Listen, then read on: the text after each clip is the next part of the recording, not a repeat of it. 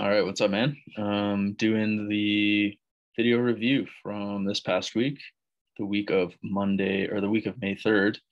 Uh, yeah, so we chatted a lot this week. I'm excited for our chat next Wednesday. And you can expect the video reviews to be done probably on Fridays moving forward for you. I think I'm going to stick to programming on Fridays as well. So I'll probably do video review and programming on Friday. But that is subject to change. But it doesn't really matter for you because you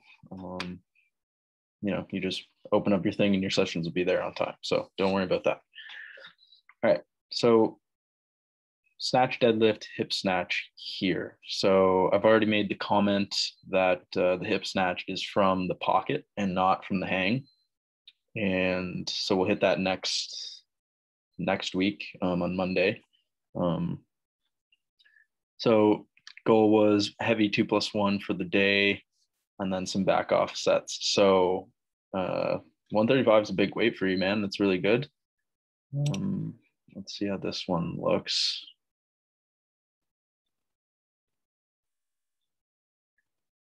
So I wanted the deadlift to kind of prime the movement a little bit, get you a couple reps off the floor.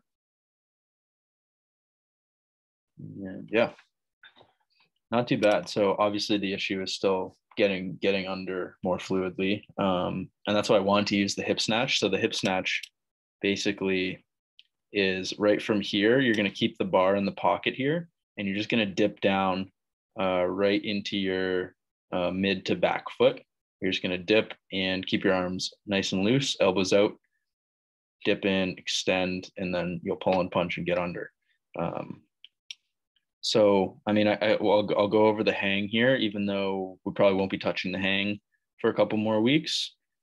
So basically, I think the comment I gave you and just watching it, I think that you're reaching for it a little bit. So if you just look in your power position here, just look where the pressure is. Like, you've come towards the bar, you brought your hips to the bar, and your heels are up, and it's just limiting how much leg drive you can use here.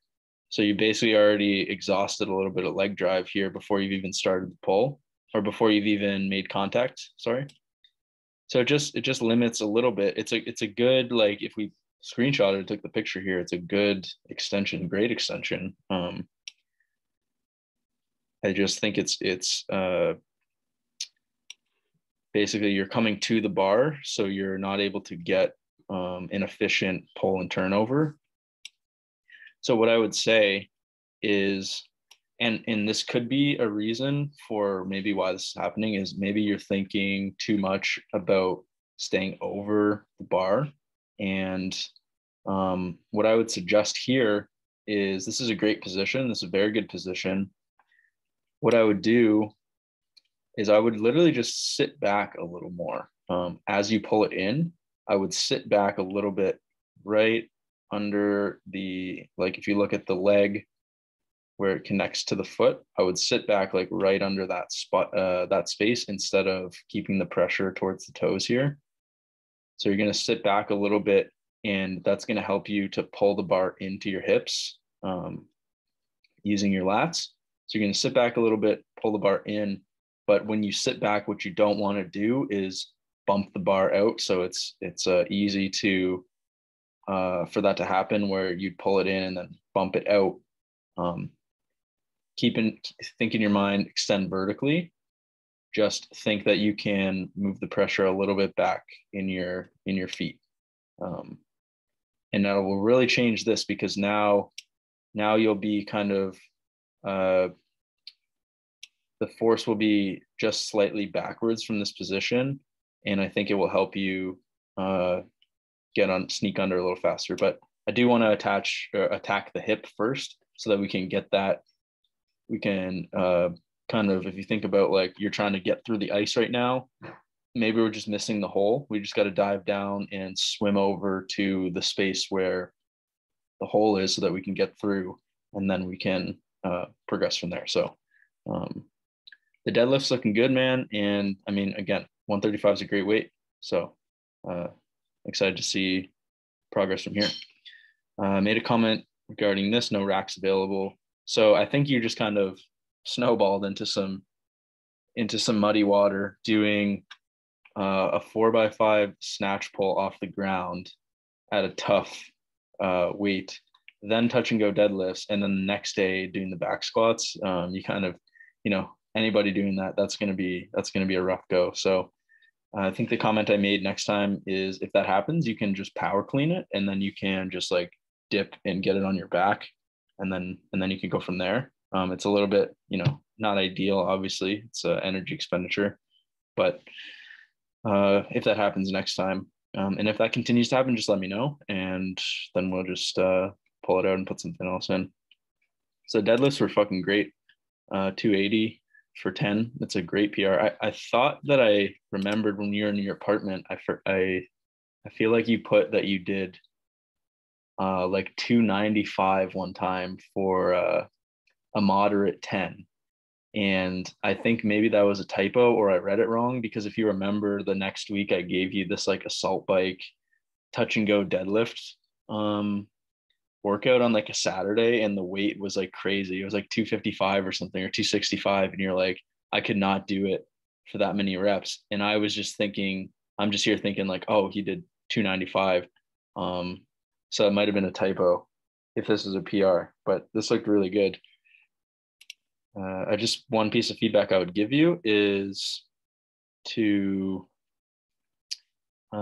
keep the eyes looking forward the whole way, and really from the top here.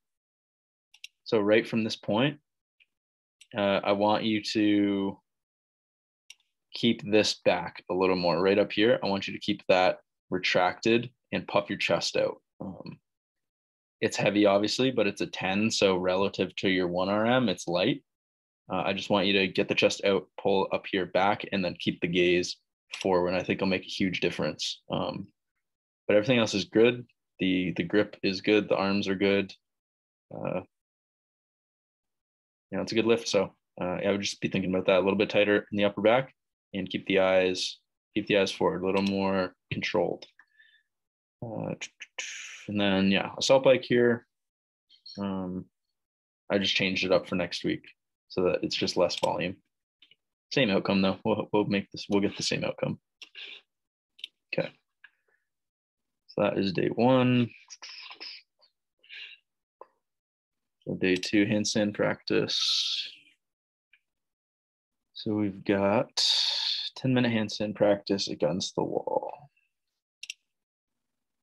Yeah, so already when I watched this video the first time, I just noticed right here how comfortable you look inverted and walking back towards the wall. And I just think, this is huge progress from considering where we started. So it looks really good, dude. And that's great, man. Like that's really good.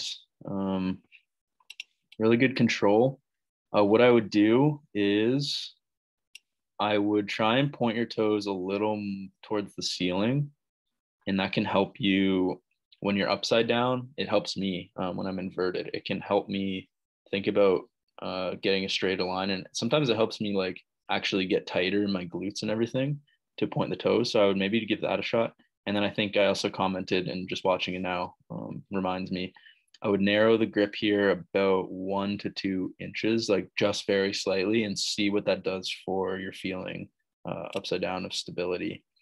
Because when you're in a handstand, you want to be really narrow, almost shoulder width, because it's a very strong locked out position. Handstand walk may be a little different, and the strict handstand push-up is definitely different. But yeah, we'll keep chipping away at these. Great progress. So this guy is the pause jerk. I think these are going to be money for you in building a little bit more competency in jerks.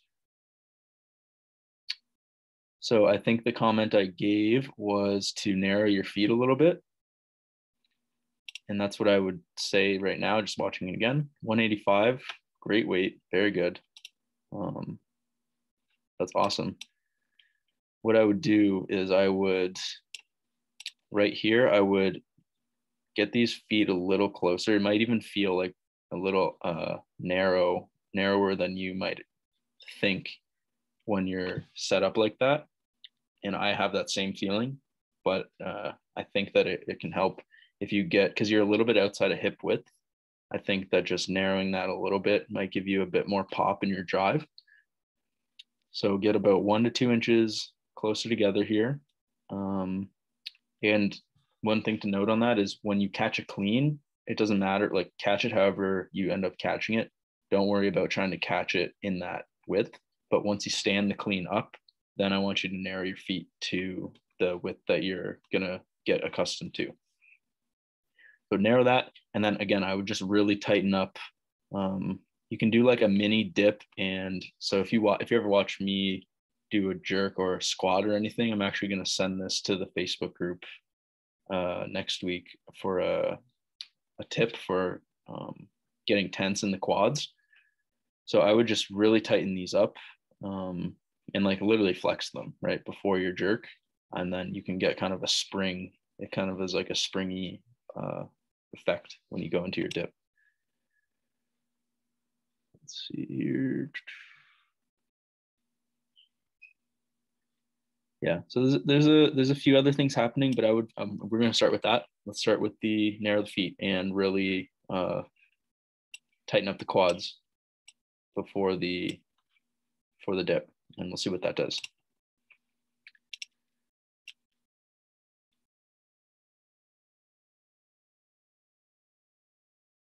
So see if it's the same story here. Yeah. Okay. Yeah, one other thing to note here, just while it's on my mind, I've noticed just that these like work up to the heavy and then the back offs. I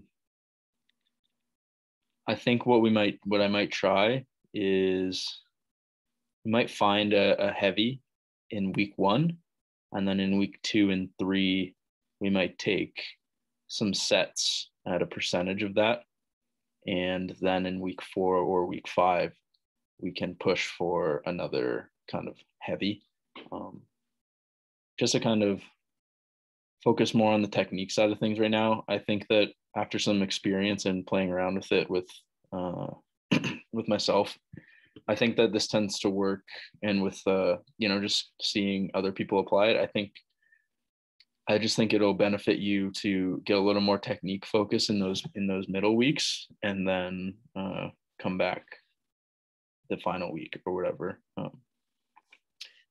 Because I know like when you're building up and you kind of get fired up, like you're always you got like the dog mentality of like, oh, it feels good, go up. And I like that. But I think we just need to pull the reins back a little bit. Not saying that this jerk was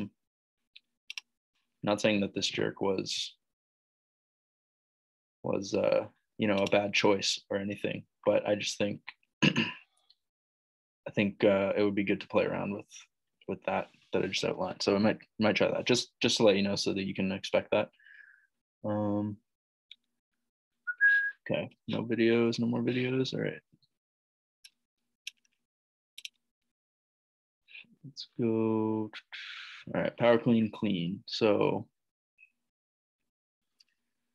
yeah, I really like how your cleans are looking right now.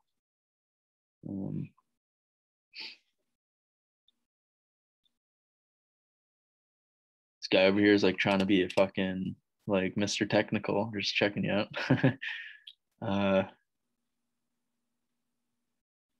Yeah, so the hip position is great. Hip positions are great the way that they're rising here. You're staying over the bar. Very good. Like that's a good power position. And the extension is pretty solid. So my feedback is to keep your hips back in the catch. So that's been a tendency for you for a while, especially in the power, that the hips are forwards here.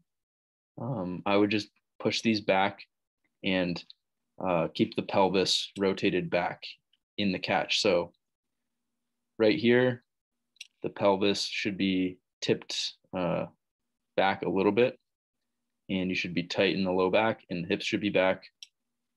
And through the entire pull, we got to keep those back. And as we catch, we want to keep them back as well. So that would be my feedback to work on. The touch and go is actually really solid, man. That's money. It's a good pull. Yep. So I just keep the hips back and check out the video. I'm pretty sure I sent you the Facebook request.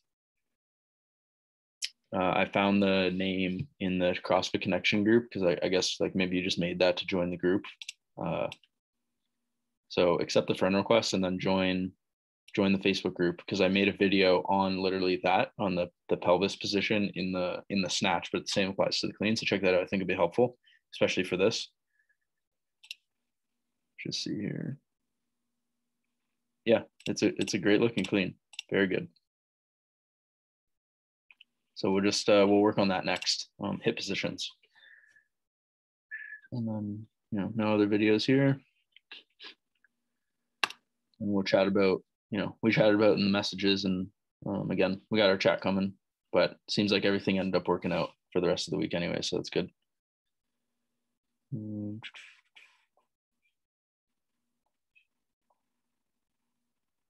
Yeah, I don't think you put any other videos in for the rest of the week. So yeah, hope that stuff's helpful. Is there videos here? Nope. Okay. Yeah, same message. Great job rolling out and finishing up the week strong. And yeah, I'm pretty pumped for this next week. I think it'll be a good productive week. So we'll chat Wednesday, man, and hope you're enjoying the weather out there.